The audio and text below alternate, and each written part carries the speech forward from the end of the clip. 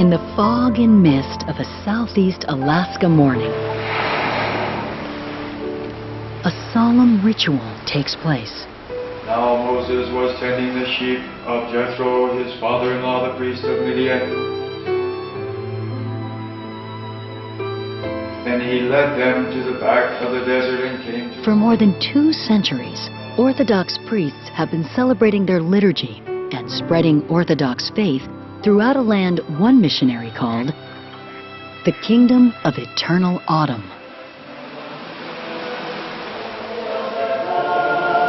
But their celebration takes place not in a cathedral or church.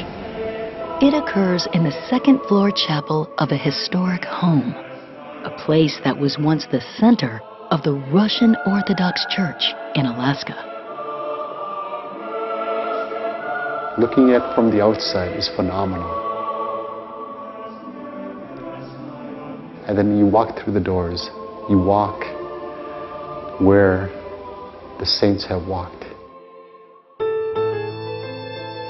Built in 1843, the Russian Bishop's House is a time capsule connecting us to a little-known period of Alaska's past.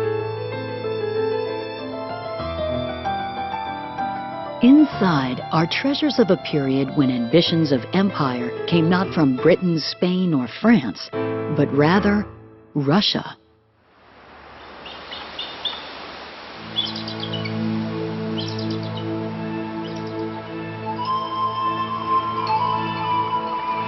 In waters off the coast of Alaska, Russian explorers found bounty. Sea otters, whose pelts were prized in China, brought a windfall to the newly formed Russian-American Company. As part of their charter, the Russian-American Company was required to finance and support the missionary efforts of the Orthodox Church. In 1794, Russian missionaries began traveling thousands of miles over a rugged and frozen landscape to bring the Orthodox faith to the Aleut, Tlingit, and other tribes. The Alaskan diocese would be headquartered in the colonial capital of New Archangel, a Russian settlement that would later become known as Sitka. For many Tlingit, the message of the missionaries was not foreign. We knew about the Creator. We knew about God already when the Europeans came amongst us.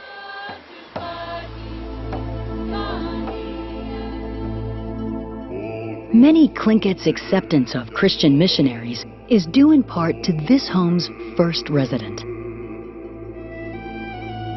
Чем лучше я их узнаю, the more I become acquainted with them, the more I come to love them.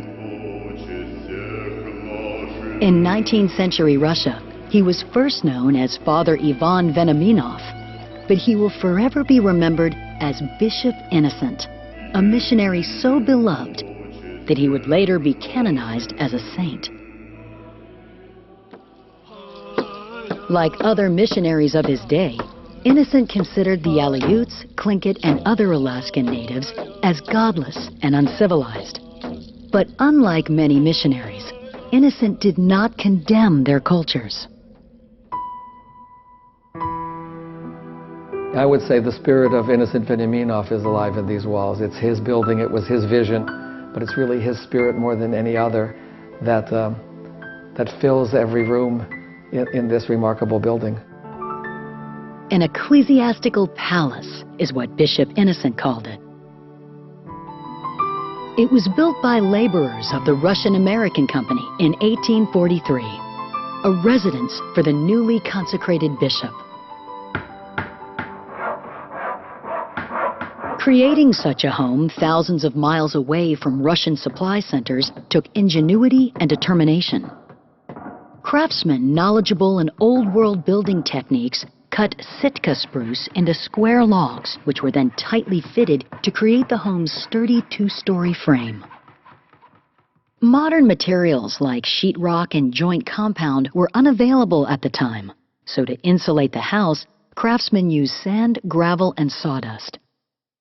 Some interior walls were made more attractive with coverings of sailcloth. paper was used to seal the seams between logs and prevent drafts.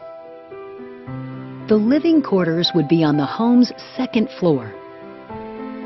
Furnishing the bishop's house would prove to be as challenging as constructing it.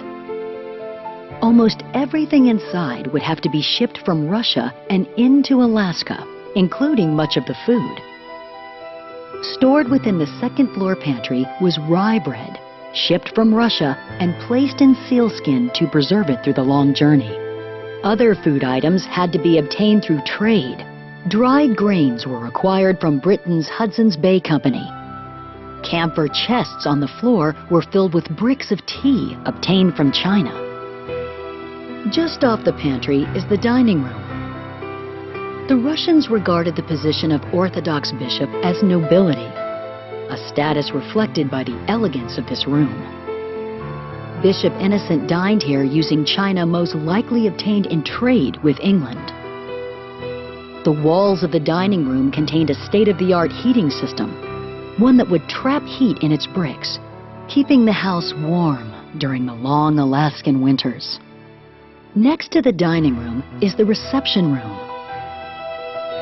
This formal room was reserved for special occasions, such as meetings with important members of the community, or perhaps to host visitors from Russia or other countries.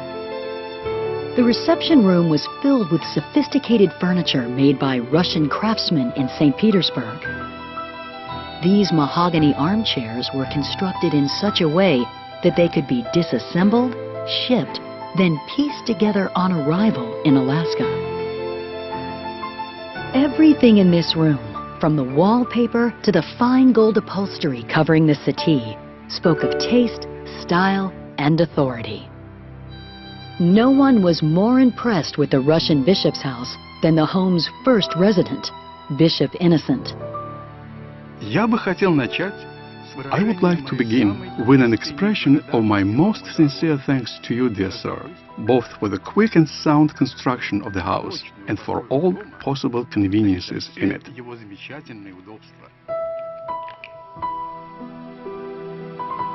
Bishop Innocent's personal quarters were located in the center of the second floor. It was divided into a small bedroom and a library filled with books that reflected his broad intellectual interests. Next to the bedroom was Innocent's study. A proficient craftsman in his own right, Bishop Innocent is believed to have constructed this desk himself. On this desk, Innocent did some of his most important work, translating the Gospels into Aleut and other native Alaskan dialects. It's that desk in his study that I often thought how many hours he must have spent there writing and laboring and as creatively as he can trying to solve some of the linguistic and cultural issues with which he had to struggle. For Innocent, the bishop's house was more than a grand home.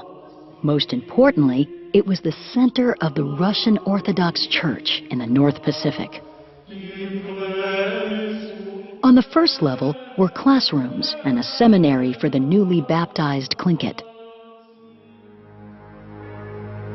On the second floor, adjacent to the living quarters, was the spiritual center of the house, the Chapel of the Annunciation. This was the heartbeat of the building. This is the soul of the building, this little chapel. So the artifacts here, just handling them, you realize this probably was here at the time of St. Innocent. Saints have walked on these floors, touched these walls, and used these ecclesiastical utensils for services since the founding of Sitka.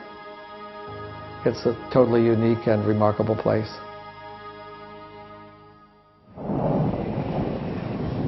And yet the extraordinary things that occurred in this remarkable place may never have happened if not for tragedy.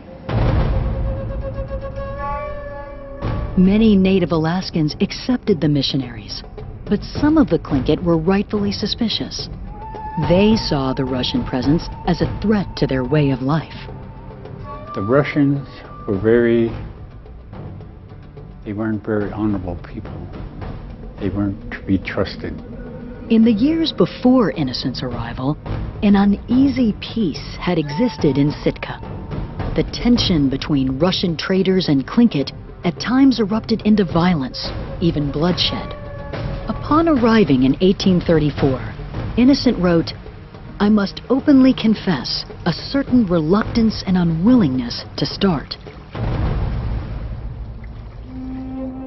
Soon after, a deadly smallpox epidemic raged throughout southeast Alaska.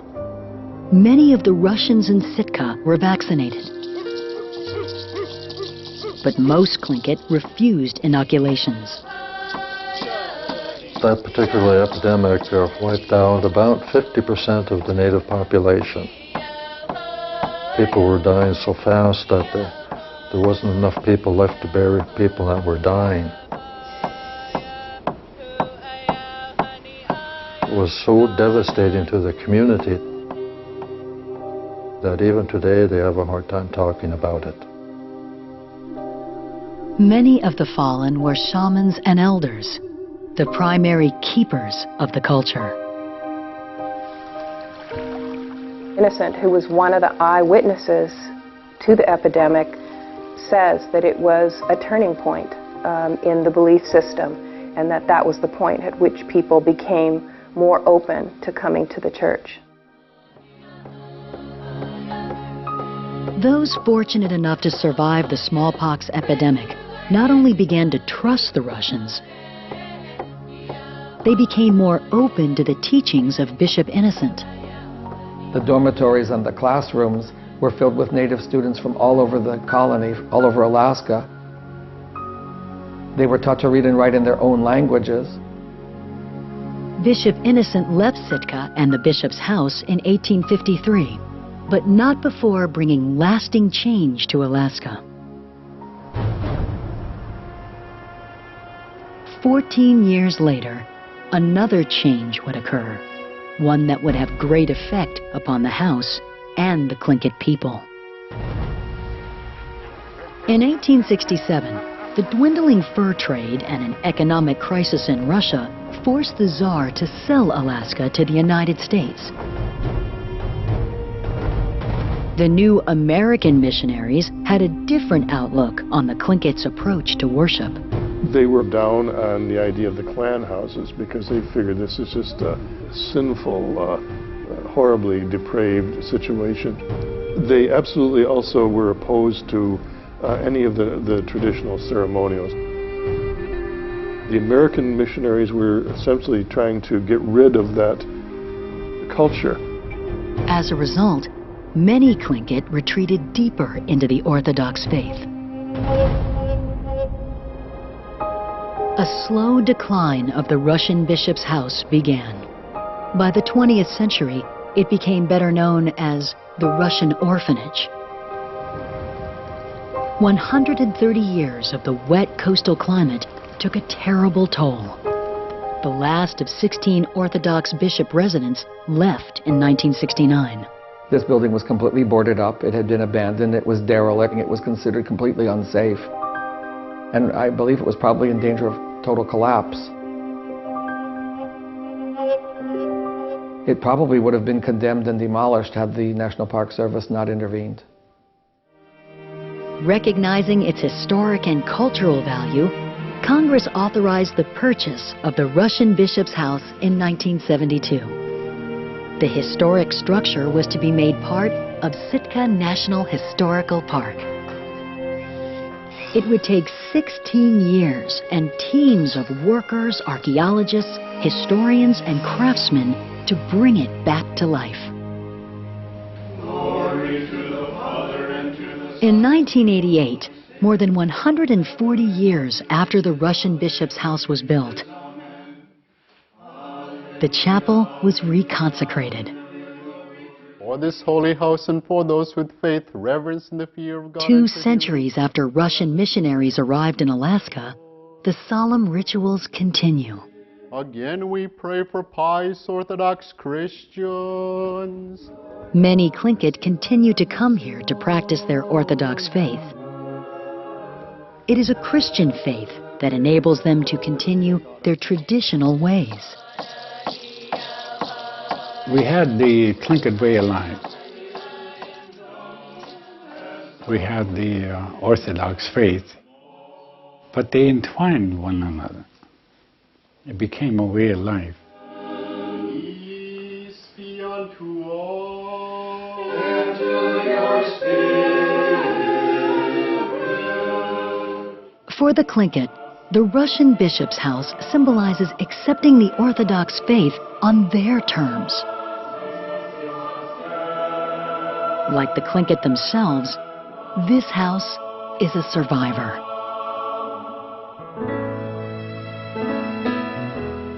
Today, it remains one of only 4 structures from the Russian period still standing in the Western Hemisphere. A shining icon of an obscure but fascinating part of Alaska's past. After nearly being lost, the Russian bishop's house is once again the place innocent imagined. A place of worship. A place of community. A place where cultures converge. Within the walls of this ecclesiastical palace, Bishop Innocent's vision has been reborn.